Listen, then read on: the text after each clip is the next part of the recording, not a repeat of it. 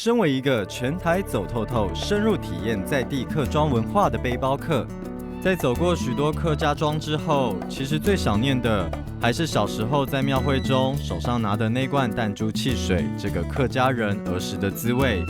听说苗栗铜锣还有人在制作，而且是由第3代的客家人传承这个属于客家孩子怀念的味道。让我去找找看。老板娘，怎么突然还会继续制作这个弹珠汽水啊？这个是我们小时候的回忆啊。不过我们是从40-50年开始就一直做到现在了。我一直很好奇，是以前喝嘛都不知道它到底是怎么制作出来的。哦，这样子哈，来，我们手头上就有一台台湾现在国宝级的机器，现在台湾很少看到这一台了，而且这一台古董机器可以养活一家人哦。哦，养活一家子哦。你知道全部这台机器来讲的话，我们客家话有个大拳头卖狗肉，就是因为它全部都要用人工。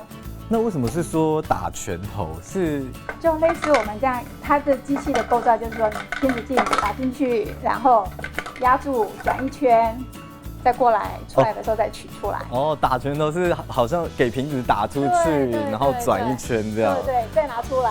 体验完最古早的汽水制作方法打拳头，接着老板要带我到工厂里面看看小时候传统饮料的现代做法。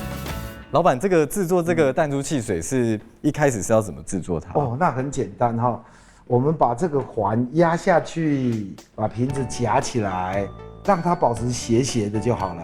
然后上面叫大净水，大净水。来，你的手过来，用力压下去。